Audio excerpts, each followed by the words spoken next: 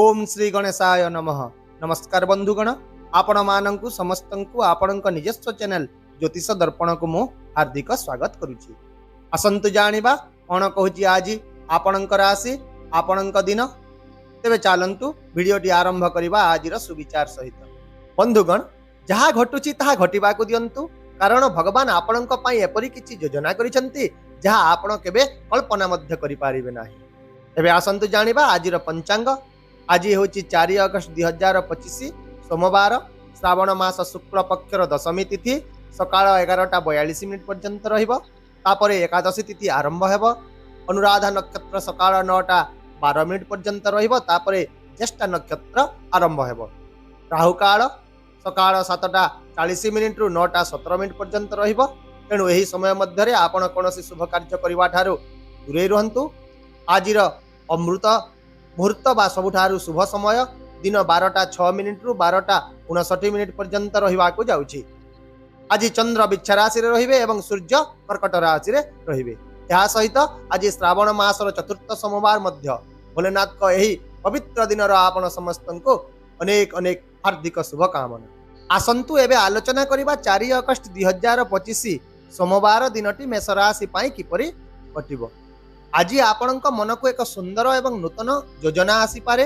एही योजना बहुत स्वतंत्र हेबो। तेबे आपण एहाकु केवल सफल हेबार संभावना कम रहिबो भाबी स्थगित रखंतु नाही। आज कोनोसी बड़ स्वप्न देखिबा एवं से गुडी को साकार करिबा को पदक्षेप नेबा पई दिनटी एक बहुत अनुकूल दिन हेबो। आउ मध्य जदि आज आपण सुचिंतित योजना सहित आगकु बढ़िबे तेबे आपणकर समस्या गुडी को आपे आपे दूर होई जिवो। यह छड़ा जदि आपणक हृदय एवं मनरे कोनोसी अशांति रही तेबे किछि समय पाए एकाकी समय बिताई दियंतु। संपर्क गुड़िकरे अत्यधिक इमोशनल हवा परिवर्ते टिके व्यवहारिक हुंतु।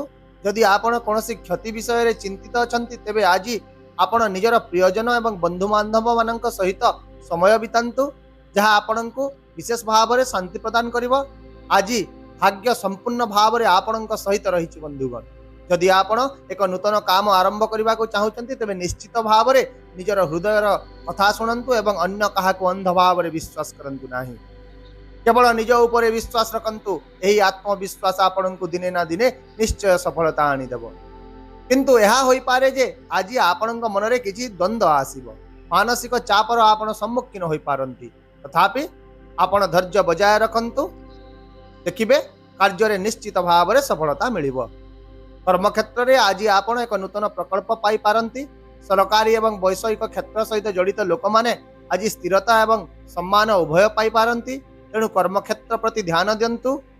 किछि नूतन सुजोग आपण को मिली पारे। तथापि आज कहीं आपणकर बुद्धिमतार फायदा नबाक चेष्टा करिवो।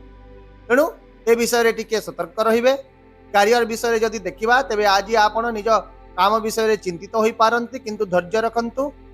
आपणक कठिन परिश्रम फल देव। किछि परिवर्तन आपणक क्यारियर को एक नूतन दिग मध्य प्रदान करिवो।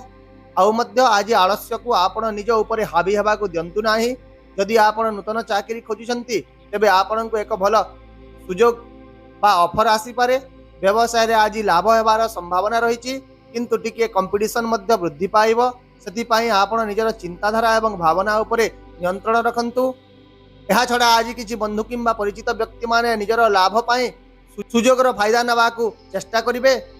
सेति मध्य आपण सतर्क रहंतु। आर्थिक दृष्टि दिनती टिके मांदा रहिबो, किंतु प्रगति स्थिर देखा जाउची।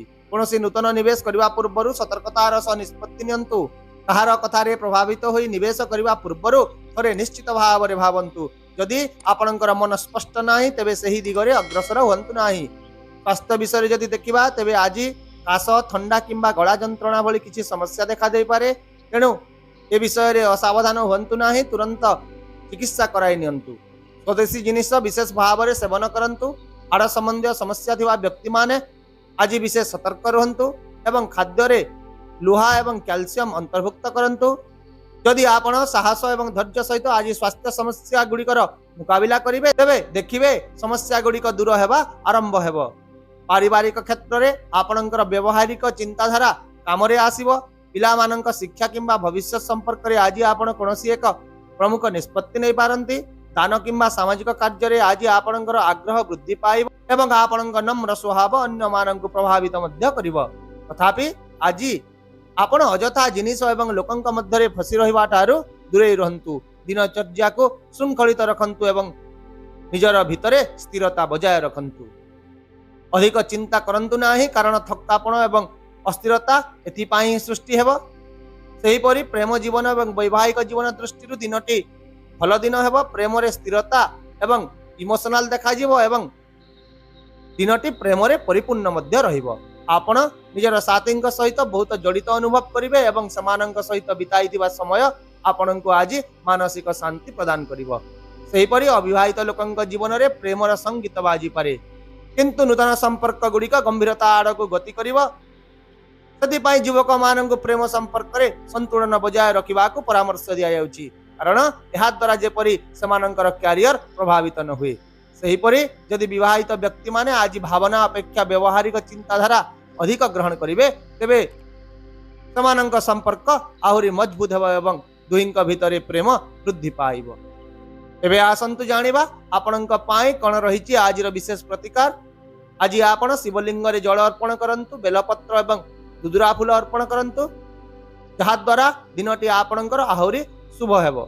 ତାହେଲେ ବନ୍ଧୁଗଣ, ଏହା ଥିଲା ମେଷ ରାଶି ପାଇଁ ଆଜି ଦିନର ରାଶିଫଳ। ସକାରାତ୍ମକ ଚିନ୍ତାଧାରା ସହିତ ଆପଣ ନିଜର ଦିନଟିକୁ ଆଜି ଆରମ୍ଭ କରନ୍ତୁ ଏବଂ ପ୍ରତ୍ୟେକ ପରିସ୍ଥିତିରେ କେବଳ ନିଜ ଉପରେ ହିଁ ବିଶ୍ୱାସ ରଖନ୍ତୁ। ଆଶା କରୁଛି ମୋ ଦ୍ୱାରା ଦିଆଯାଇଥିବା ଏହି ସୂଚନା ଆପଣଙ୍କ ପାଇଁ ନିହାତି ଉପଯୋଗୀ ହେବ। ଯଦି ଆପଣଙ୍କୁ ଆମର ଏହି ଭିଡ଼ିଓଟି ପସନ୍ଦ ଆସିଲା, ତେବେ ଦୟାକରି ଭିଡ଼ିଓଟିକୁ ଲାଇକ୍ କରିଦିଅନ୍ତୁ, ହାଇପ୍ କରିଦିଅନ୍ତୁ, ସେୟାର କରନ୍ତୁ ଏବଂ ଆପଣଙ୍କର ମୂଲ୍ୟବାନ ମତାମତ କମେଣ୍ଟ ବକ୍ସରେ ନିଶ୍ଚୟ ଜଣାନ୍ତୁ। ତା ସହିତ ଚ୍ୟାନେଲକୁ ସବସ୍କ୍ରାଇବ୍ କରିବାକୁ ମଧ୍ୟ ଭୁଲନ୍ତୁ ନାହିଁ, କାରଣ ପ୍ରତ୍ୟେକ ଦିନ ଆମେ ଆପଣଙ୍କ ପାଇଁ ଆଣିଥାଉ ସଠିକ୍, ସହଜ ଏବଂ ନିର୍ଭରଯୋଗ୍ୟ ରାଶି। ତେବେ ଆସନ୍ତାକାଲି ପୁଣି ଦେଖା ହେବା ଆଉ ଏକ ନୂତନ ରାଶିଫଳ ଭିଡ଼ିଓ ସହିତ। ସେ ପର୍ଯ୍ୟନ୍ତ ବିଦାୟ ଦିଅନ୍ତୁ। ରହୁଛି। ନମସ୍କାର। ଜୟ ଜଗନ୍ନାଥ।